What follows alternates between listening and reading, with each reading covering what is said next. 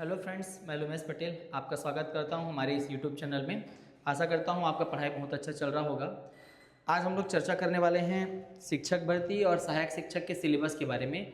ये जो सीटेट का जो सिलेबस है और सीजीटेट का सिलेबस है, चाहे मैं बात करूँ शिक्षक भर्ती या फिर सहायक शिक्षक की, सब में कॉमन क्या रहता है?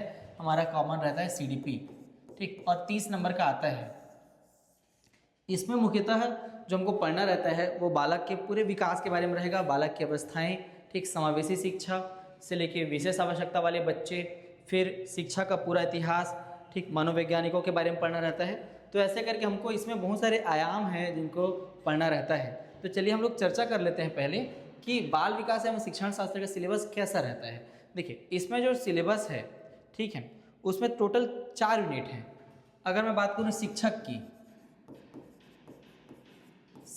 के में अगर आप सिलेबस को देखेंगे तो total unit number 3 total unit हैं, ठीक है। और बात करूं अगर सहायक शिक्षक, तो सहायक शिक्षक में यूनिट है 4।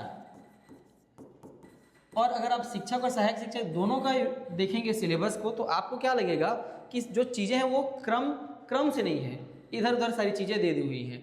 जैसे इसमें देखिए, बाल विकास का परिचय, बाल विकास की अवधारणा, विकास की अवस्थाएं, गर्भावस्था, शैशवावस्था, प्रारंभिक व उत्तर बाल्यावस्था, किशोरावस्था, शारीरिक, संज्ञानात्मक, सामाजिक, संवेगात्मक विकास, ठीक, विकास को प्रभावित करने वाले बातें। तो ये सिलेबस आप रखे ही होंगे, तो इसका एक बार आप अध्ययन करिएगा। मैं आपको ना इसका शॉर्ट में तरीका बताने वाला हूँ कि कैसे हम लोग इसको आसानी से और इंटरेस्टिंग वे में समझ सकते हैं, ठीक है। तो इसको आप लोग देख लीजिए। यूनिट नंबर 2 में विकास के पहलू हैं और उसके बारे में इसमें दिया हुआ है। यूनिट नंबर 3 में है सीखना व संज्ञान का विकास, ठीक, बच्चे कैसे सीखते हैं, जीन पियाजे के बारे में, जीन पियाजे का क्या विचार था बच्चों के सीखने के बारे में, ठीक है। तो इससे रिलेटेड क्वेश्चन बनता है। और देखिए, यूनिट 4 में है विशेष आवश्यकता वाले बच्चे। तो मैं आपको ये बोलूँगा कि आप सिलेबस के अकॉर्डिंग पढ़िए और उसके साथ साथ करिए MCQ, ठीक है। और जो हम लोग का कोर्स हम लोग लॉन्च कर रहे हैं उसमें हमने सिलेबस को और इंटरेस्टिंग वे में बांटा है, जिससे कि आपको इसको समझना और ज़्यादा आसान हो जाएगा, ठीक। देखिए, बाल विकास एवं शिक्षण शास्त्र 30 नंबर का आता है एग्जाम में, चाहे वो CGTET हो, CTET हो, शिक्षक भर्ती हो, सहायक शिक्षक का भर्ती हो। देखिए, हम लोग इसको 4 यूनिट में बांटे हैं। इससे आपको क्या होगा और पढ़ने में इंटरेस्टिंग लगेगा ये। जैसे पहला यूनिट है वृद्धि एवं विकास। इसमें हम लोग विकास के सिद्धांत, विकास की अवस्थाएं, विकास के आयाम और विकास को प्रभावित करने वाले कारकों के बारे में पढ़ते हैं। तो वृद्धि एवं विकास से क्वेश्चन आता ही आता है, ठीक, इससे एक क्वेश्चन आएगा ही आएगा। और विकास के सिद्धांत जैसे निरंतरता का सिद्धांत है, ठीक है, दिशा से संबंधित सिद्धांत जैसे फियोकॉर्डल, प्रॉक्सिमल डिस्टल, इन सब से क्वेश्चन आते हैं। विकास की अवस्थाएं, तो क्या क्या अवस्थाएं होती हैं, शैशवावस्था, गर्भावस्था, बाल्यावस्था, किशोरावस्था, इन सब के बारे में हम लोग डिटेल पढ़ने वाले हैं। विकास के आयाम, तो सामाजिक विकास, संज्ञानात्मक विकास, शारीरिक विकास, ठीक, इसमें आता है आपका मानसिक विकास या फिर संवेगात्मक विकास, इन सब के बारे में आपको पढ़ना है। विकास को प्रभावित करने वाले कारक। तो ये जो सिलेबस है, ठीक, इसके अंदर में और भी डिटेलिंग्स है। इसमें तो अभी बस टॉपिक का नाम है। जैसे यूनिट 2 में हम लोग पढ़ेंगे बुद्धि के प्रकार, ठीक, एक विमीय बुद्धि, द्विविमीय बुद्धि, बहुबुद्धि, बुद्धि के सिद्धांत के प्रतिपादक कौन है, बुद्धि, लब्धि, ये सारी चीज़ें हम लोग इसमें पढ़ने वाले हैं। चिंतन, सृजनात्मकता, व्यक्तित्व भिन्नता। अब देखिए, इसको याद करने का तरीका क्या है। हम लोग वृद्धि एवं विकास पढ़ लिए, किसके बारे में, बालक के बारे में। अब बालक का क्या होगा, बुद्धि होगा। अब बुद्धि है तो चिंतन होगी, चिंतन होगी तो सृजनात्मकता आएगा। अब हर व्यक्ति क्या होता है, सृजनात्मक रहता है, तो उसका क्या होगा, एक व्यक्तित्व होगा। क्योंकि हर व्यक्ति में क्या होती है, बुद्धि अलग होती है, चिंतन करने की प्रक्रिया अलग होती है, सृजनात्मकता का जो डायमेंशन है वो अलग अलग रहता है, ठीक है। तो क्या होगा, व्यक्तित्व भी अलग अलग रहेगा। और जब व्यक्तित्व अलग अलग है तो क्या होगा, व्यक्तित्व में भिन्नता होगी। अब देखिए, यूनिट नंबर 3 अभिप्रेरण, अधिगम, मूल्यांकन, समावेशी शिक्षा, बालक समस्या समाधान व वैज्ञानिक अन्वेषक के रूप में। तो यहाँ से क्वेश्चन आते ही आते हैं, ठीक है। तो ये हम लोग इसको 4 यूनिट में बांटे हैं, ठीक। अब देखिए, unit number 4 RTE act, NCF 2005, NAP 2020, समायोजन, और यहीं पे हम लोग को ब्लूम्स टैक्सोनॉमी पढ़ना है, शिक्षा एवं पाठ्यक्रम, ठीक। और हम लोग मिसलेनियस टॉपिक में पढ़ेंगे जैसे शिक्षा, मनोविज्ञान का इतिहास, इन सब के बारे में हमको पढ़ना है। अब इसमें अगर आप देखेंगे तो हम लोग और इसमें पढ़ाते हैं, जैसे मुदालियार आयोग है, कोठारी कमीशन है, इससे रिलेटेड चीज़ें हम लोग कराते हैं। तो आप लोग को इस चीज़ को ध्यान रखना है कि जितना आप थ्योरी पढ़ेंगे उससे कहीं ज़्यादा आपको क्या लगाना पड़ेगा, MCQ लगाना पड़ेगा। अब ज़्यादा से ज़्यादा क्या करेंगे, MCQ का प्रैक्टिस करेंगे। अभ्यास ही आपके लिए क्या है, सफलता की कुंजी है। और हम आपका पूरा सहयोग करेंगे इसमें, ठीक, कि ज़्यादा से ज़्यादा आपको थ्योरी पढ़ाएं और थ्योरी के साथ साथ MCQ कराएं, जो कि इम्पॉर्टेंट है एग्जाम के दृष्टि से, ठीक है। तो इसको आप लोग स्क्रीनशॉट ले लीजिएगा, ठीक है, और हम लोग इसको PDF के फॉर्म में भी अपलोड करा देंगे। देखिए, आज मैं आप लोग को एक टॉपिक बताने वाला हूँ जिससे कि आपको पता चलेगा कि हम लोग किस तरीके का पढ़ाते हैं, ठीक है, ताकि और आप इसको क्या कर पाएँ, हमारे इस पाठ्यक्रम को समझ पाएँ। देखिएगा, हम लोग आज एक टॉपिक पढ़ने वाले हैं, संज्ञानात्मक विकास। संज्ञानात्मक विकास में वाइगोस्की ने भी क्या दिया, अपना सिद्धांत दिया है। इसमें देखिए, वाइगोस्की के द्वारा प्रतिपादित सामाजिक सांस्कृतिक सिद्धांत ये बहुत ज़्यादा इम्पॉर्टेंट है, हर एग्जाम में आता है, सोशियो कल्चरल थ्योरी। अब देखिएगा इसमें कि वाइगोस्की कौन से देश के मनोवैज्ञानिक हैं, तो यह रशिया के क्या हैं, मनोवैज्ञानिक हैं। तो कई बार वैज्ञानिकों के नाम और उनके देश का नाम पूछ देता है, नाम दे दिया रहेगा एक साइड में, एक साइड क्या दे दिया रहेगा आपको, देश का नाम। जैसे अगर प्याजे को बोलें तो कहाँ के हैं वो, प्याजे हैं स्विट्जरलैंड के, ठीक है। ब्रूनर कहाँ के हैं, तो USA के हैं, ठीक। अगर आपको पूछेगा गेस्टाल्टवादी मनोवैज्ञानिक कहाँ से हैं, तो जर्मनी से हैं, ठीक है। अब देखिए इनका महत्व क्या है, तो इन्होंने देखिए महत्व दिया है SCL को। S मतलब क्या होता है, सोशल, ठीक, C for cultural and L for language. तो इन्होंने बल दिया है कहाँ कहाँ पे, समाज पे, संस्कृति पे और भाषा पे, ठीक। तो इन्होंने बच्चों के संज्ञानात्मक विकास को लेकर बताया कि बच्चे का संज्ञानात्मक विकास तभी पॉसिबल है जब उसके संस्कृति, समाज और भाषा तीनों पर क्या किया जाए, काम किया जाए। देखिए, और इन्होंने ही क्या दिया था, ZPD, MKO और स्कैफोल्डिंग, इसका कॉन्सेप्ट दिया था। तो कोई भी ऐसा एग्जाम नहीं है जिसमें ये तीनों नहीं आते हैं, ठीक है। मतलब तीनों में से कोई एक तो जरूर ही आएगा। MKO जैसे मोर नॉलेजेबल अदर, ठीक। स्कैफोल्डिंग पार ढांचा या मचान जिसे कहा जाता है, यह है निकटतम विकास का क्षेत्र, जोन ऑफ प्रॉक्सिमल डेवलपमेंट। देखिएगा इसमें बोला क्या है, वाइगोस्की के अनुसार बालक का मानसिक विकास समाज, संस्कृति एवं भाषा के माध्यम से होता है। तो इनका मानना है कि बालक का जो मानसिक विकास है, मेंटल डेवलपमेंट, या फिर इसी को हम लोग क्या बोल सकते हैं, संज्ञानात्मक विकास। तो संज्ञानात्मक विकास किस किस के को साथ लेकर हम लोग कर सकते हैं, तो समाज को लेकर, संस्कृति को लेकर और भाषा को लेकर। अब देखिए, इन्होंने पार ढांचा या मचान का कॉन्सेप्ट दिया कि किसी बड़े द्वारा बच्चे को अस्थायी सहारा देना क्या है, पार ढांचा या मचान है। इसको हम लोग हिंदी में पार ढांचा या मचान के नाम से जानते हैं, इंग्लिश में स्कैफोल्डिंग के नाम से जानते हैं। फिर नेक्स्ट देखेंगे निकटतम या फिर समीपस्थ विकास या फिर संभावित विकास का क्षेत्र। तो इसको इंग्लिश में याद रखिएगा, जोन ऑफ प्रॉक्सिमल डेवलपमेंट। इसमें क्या कहा गया है, वास्तविक विकास के स्तर और संभावित विकास के स्तर के बीच के अंतर को ZPD कहा गया है, जोन ऑफ प्रॉक्सिमल डेवलपमेंट, ठीक है। मतलब कि यह है कि बच्चा जो स्वयं से सीख के कर सकता है और बच्चा जो किसी के सहायता के साथ कर सकता है, इन दोनों के मध्य अंतर को क्या कहा जाता है, ZPD, zone of proximal development कहा जाता है।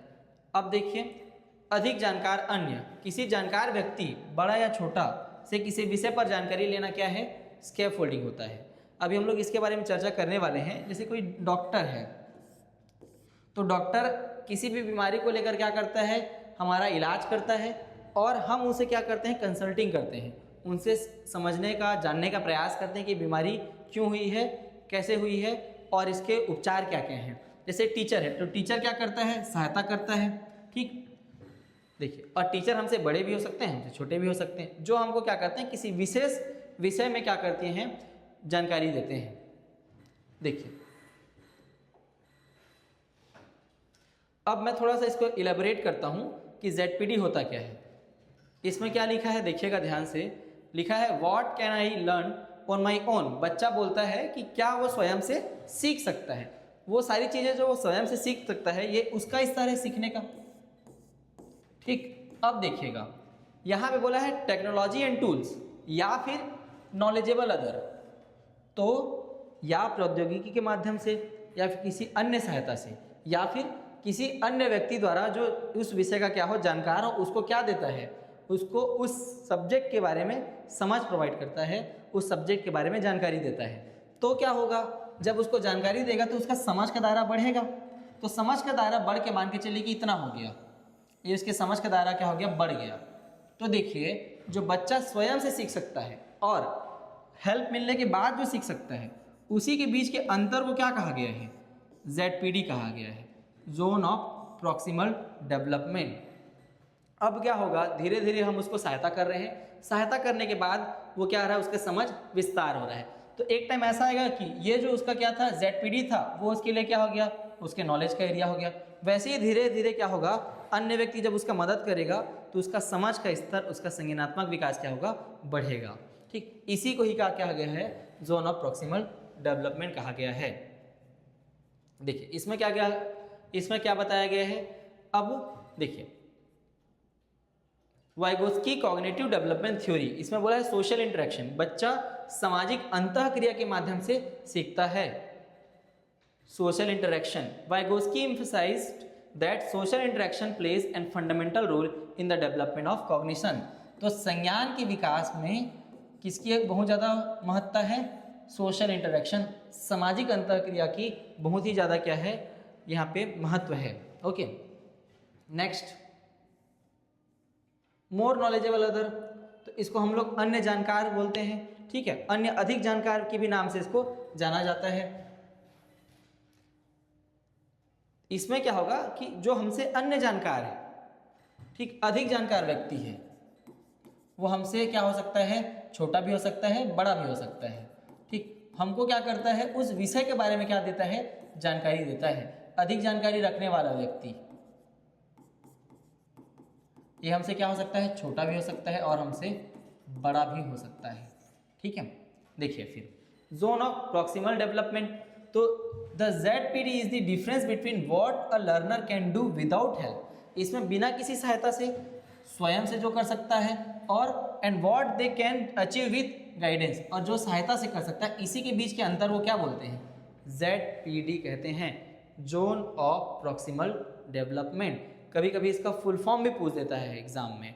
ठीक, अब देखिए स्कैफोल्डिंग, स्कैफोल्डिंग क्या बोल रहा है कि temporary support is provided to a child by mentor, okay, enabling them to perform task they wouldn't, ठीक, अकम्प्लिश अलोन। कहने का मतलब यह है कि जो व्यक्ति स्वयं से किसी काम को नहीं कर सकता है, ठीक है, या फिर स्वयं से काम को करने में उसको क्या हो रहा है, समस्या का सामना करना पड़ रहा है, तो कोई अन्य व्यक्ति उसको क्या करेगा, अस्थायी सहायता देगा। इसी को ही क्या बोलते हैं, स्कैफोल्डिंग बोलते हैं। सहायता दे रहा है क्या, अस्थायी सहायता। ओके, देखिए नेक्स्ट, अब हम लोग को समझना है वाइगोस्की के अनुसार भाषा। तो इन्होंने 3 प्रकार के भाषा हमको बताए जो कि बच्चा करता है। पहला है सामाजिक वाक, सोशल इंटरेक्शन या फिर सोशल स्पीच, फिर आता है निज वाक, प्राइवेट स्पीच, और मौन आंतरिक वाक, इनर साइलेंट स्पीच। ठीक, तो स्पीच होगा, इंटरेक्शन नहीं होगा यहाँ पे। ठीक है, तो सामाजिक वाक किसे कहेंगे, सोशल स्पीच। बच्चा स्वतंत्र रूप से किसी भी समय और स्थान के को अपनी बात को क्या कर देता है, व्यक्त कर देता है। मान के चलिए कि कोई बच्चा है, उसको भूख लग रहा है, तो वो ये नहीं देखेगा, छोटा बच्चा, कि उसको ये नहीं देखेगा कि आसपास कौन व्यक्ति है, वो तुरंत क्या होगा, चिल्ला देगा, रो देगा कि मम्मी मेरे को भूख लग रहा है। ठीक है, तो इसको क्या बोलते हैं, सामाजिक वाक। इसमें क्या होता है, क्राइंग, कूइंग, बबलिंग, है ना। इसमें क्या हो रहा है कि वो इस बात को बता रहा है, जता रहा है कि मेरे को भूख लग रहा है। जैसे ही वो क्या करेगा, रोएगा, बबलाएगा। ठीक है, तो ये क्या होता है, सामाजिक वाक होता है। इसमें स्वतंत्र रूप से क्या करता है, बच्चा अपनी बातों को व्यक्त कर देता है किसी भी समय, किसी भी स्थान पे। फिर आता है निज वाक। निज वाक किसको बोलते हैं, प्राइवेट स्पीच। ये होगा कितना से कितना साल, 2 से 7 साल, कि बच्चा स्वयं से बात करने लगता है और अपने कार्यों को दिशा देते हैं। इसमें बच्चे स्वयं से बात करते हैं ना, जैसे अब मैं गुड्डी के साथ खेलूंगी, अब मैं खाना बनाऊंगी, ठीक है, अब मैं नहाने जा रही हूँ, तो वो स्वयं से बातें करती है। इसी को क्या बोलते हैं, प्राइवेट स्पीच, निज वाक के नाम से जाना जाता है। वाइगोस्की ने इसे सकारात्मक बताया, जबकि पियाजे इसको क्या बोलते हैं, नकारात्मक बताते हैं, आत्मकेंद्रित बताते हैं। देखिए अब है हमारा तीसरा, मौन आंतरिक वाक, बच्चे द्वारा स्वयं से मन में ही बात करना। अब क्योंकि बच्चा क्या हो गया है, 7 से अधिक आयु का हो गया है, तो वो क्या करेगा, अपनी बातों को बाहर व्यक्त करने के बजाय मन में ही रखता है और खुद से ही बात करता है। इसी को क्या बोलते हैं, मौन आंतरिक वाक कहा जाता है। तो चीज़ों को आपको ध्यान में रखना है। देखिए यहाँ पे दिया है सोशल स्पीच, बच्चा क्या कर रहा है, अपनी बातों को बता रहा है। फिर है हु आई एम, ये खुद से सवाल पूछ रहे हैं, है ना। तो ये क्या हो जाएगा, जब खुद से सवाल पूछ रहे हैं, वाइगोस्की के अनुसार अपने ही क्या करता है, कार्यों को वो दिशा निर्देश करता है, तो ये क्या हो जाता है, प्राइवेट स्पीच हो जाता है। ठीक है, और साइलेंट इनर स्पीच क्या होगा, इसमें खुद से वो क्या करेगा, बात करेगा, लेकिन शब्दों से उसको क्या करेगा, शब्दों से इसको बताएगा नहीं, वो मन में ही रखेगा उस बात को। ठीक है, चलिए अब देखिए इसमें जीन पियाजे और लेव वाइगोस्की के मध्य विवाद है। पियाजे का थ्योरी है कॉग्निटिव डेवलपमेंट का, उन्होंने कहा कि बच्चा क्या करता है, सेल्फ डिस्कवरी, स्वयं से ही क्या करता है, वो खोज करता है। ठीक, जबकि वाइगोस्की ने क्या कहा कि एक सामाजिक प्रक्रिया है। ठीक, इन्होंने कहा कि बच्चा का सीखना एक क्या है, स्वतः सीख जाते हैं बच्चे। ठीक, जबकि वाइगोस्की ने कहा कि नहीं, बच्चे सामाजिक अंतःक्रिया के माध्यम से सीखते हैं। ठीक, तो आपको इस चीज़ को ध्यान रखना है। और आगे दिया है देखिए पियाजे और वाइगोस्की के मध्य अंतर, तो इस बात को आपको ध्यान रखना है कि पियाजे और वाइगोस्की के मध्य भाषा और विचार को लेकर भी विवाद है। कि पियाजे का मानना है कि विचार पहले आता है, बाद में भाषा आती है, जबकि वाइगोस्की का मानना है नहीं, भाषा पहले आता है, बाद में विचार आती है। ठीक है, तो इस चीज़ को ध्यान रखना है। देखिए, जबकि पियाजे ने किसमें महत्व दिया, आयु और जैविक कारकों में। आप लोग जैसे संज्ञानात्मक विकास पढ़े होंगे तो उन्होंने एज के अकॉर्डिंग उसको बांट दिया है, संवेदी प्रेरक, पूर्व संक्रियात्मक, मूर्त संक्रियात्मक, अमूर्त संक्रियात्मक। ठीक है, वाइगोस्की का मानना है कि समाज, संस्कृति और भाषा, जिसको हम लोग क्या बोलते हैं शॉर्ट में SCL, ये बच्चे के विकास के लिए, बच्चे के संज्ञानात्मक विकास के लिए आवश्यक है। ठीक, इन्होंने कहा कि बच्चे अपने ज्ञान का निर्माण स्वयं करते हैं, नन्हे वैज्ञानिक होते हैं। जबकि वाइगोस्की का मानना है कि बच्चे अपने ज्ञान का निर्माण स्वयं से नहीं, समाज के माध्यम से करते हैं। ठीक है, अब देखिए पहले विचार फिर भाषा होता है, जो हमने लिखा।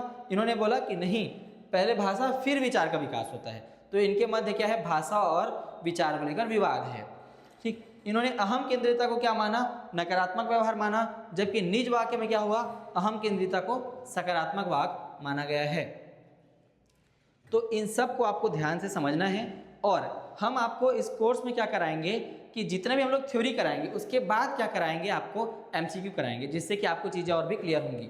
तो मैं स्टार्टिंग में बोला था कि आपको MCQ भी कराऊंगा, तो ये टॉपिक आप पढ़ लीजिए। नेक्स्ट वीडियो में आपको मैं MCQ भी करा दूंगा। ठीक है, तो आप क्या कर सकते हैं, इस चैनल को सब्सक्राइब कर सकते हैं और हमारे व्हाट्सएप के ग्रुप में ऐड हो सकते हैं, जिसमें हम लोग जो भी इंपॉर्टेंट नोट्स होते हैं आपको प्रोवाइड कराएंगे। ठीक, इस वीडियो को देखने के लिए बहुत बहुत धन्यवाद। आपका दिन शुभ हो।